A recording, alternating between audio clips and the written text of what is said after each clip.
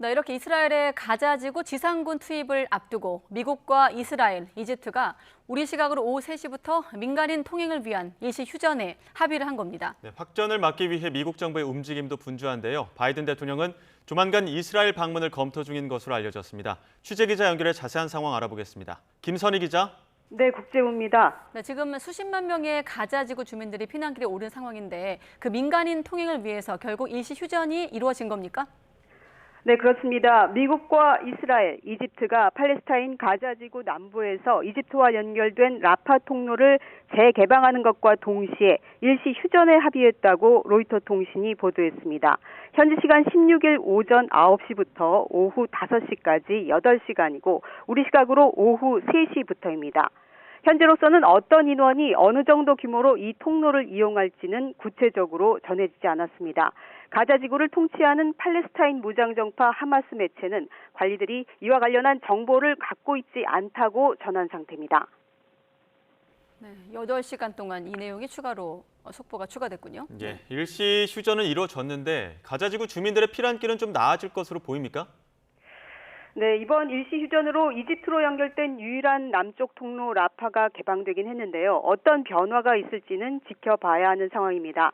앞서 미국 CNN 방송 등 외신들은 서방 각국이 가자지구에서 자국민 대피를 위해 이 통로를 열려는 노력이 주말 동안 계속됐지만 외국인 통행마저 원활히 이루어지지 않았다고 전했습니다. 여기에 주민 수십만 명이 가자지구 남쪽으로 피난길에 올랐지만 하마스의 만류까지 겹치면서 혼란이 커지고 있는 상황입니다.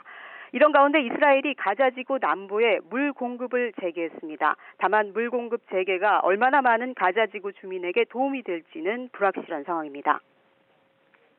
네, 지상군 투입 앞두고 일시 휴전까지 현재 상황이 좀 급박하게 돌아가는 것 같습니다. 자, 이런 상황에서 바이든 미국 대통령이 이스라엘을 직접 찾을 가능성도 나오고 있네요. 네, 네타냐후 총리가 바이든 대통령에게 연대의 의미를 담은 초청을 제안했다고 현지 언론이 보도했습니다. 네타냐후 총리의 한 측근은 이같이 밝히면서 바이든 대통령이 하마스의 기습 공격 뒤 이스라엘을 방문하는 첫 외국 정상이 될 것이라고 말했습니다. 이와 관련해 로이터 통신과 미국 인터넷 매체 악시오스는 바이든 대통령이 이스라엘 방문 가능성을 논의하고 있으며 그 시기는 이번 주 후반쯤이 될 수 있다고 전했습니다. 악시오스는 바이든 대통령의 방문 초청은 이스라엘의 지지를 표하고 이란과 헤즈볼라에는 전쟁에 끼어들지 말라는 메시지를 보내는 데 있다고 해석했습니다. 그러나 미국 정부는 아직 이를 공식 확인하지 않고 있습니다. 이런 가운데 아랍 주요 국가 지도자들을 만나고 돌아온 토니 블링컨 미 국무장관은 닷새 만에 다시 이스라엘을 찾아 중재에 나섭니다. 바이든 대통령이 직접 이스라엘을 방문할지도 지켜볼 일인데 이스라엘의 가자지구 점령에 대해서 부정적인 발언을 했죠. 네, 바이든 대통령은 이스라엘이 가자지구를 점령하는 방안을 부정적으로 경고하고 나섰습니다. 미 CBS 방송의 한 인터뷰 프로그램에서 현 시점에서 이스라엘의 가자지구 점령을 지지하겠느냐는 질문에 큰 실수가 될 것이라고 생각한다고 답한 겁니다. 바이든 대통령은 하마스에 대해서는 완전히 제거돼야 한다며 이스라엘의 전면 해체 입장은 지지했는데요. 이 같은 발언은 이스라엘과 하마스의 무력 충돌과 관련해 나온 미국 정부의 공개적인 입장 가운데 가장 선명한 것으로 평가됩니다. 네, 아무튼 미국은 확전을 막기 위해서 분주한 분위기인데 이란이 개입을 경고하면서 확전 우려는 계속되고 있죠.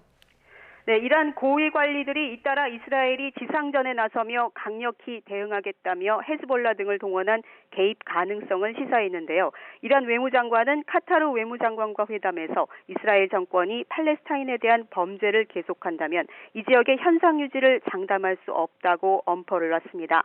이에 대해 미국 백악관도 이란이 이스라엘과 하마스 간의 충돌에 어떤 식으로든 직접 개입할 가능성을 배제하지 않는다고 밝혔습니다.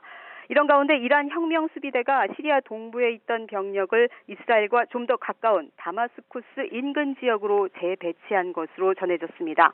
이스라엘은 레바논 국경에서 2km 이내 28개 마을에 주민 대피 명령을 내리는 등 확전에 대한 우려도 커지고 있습니다. 지금까지 국제부에서 전해드렸습니다.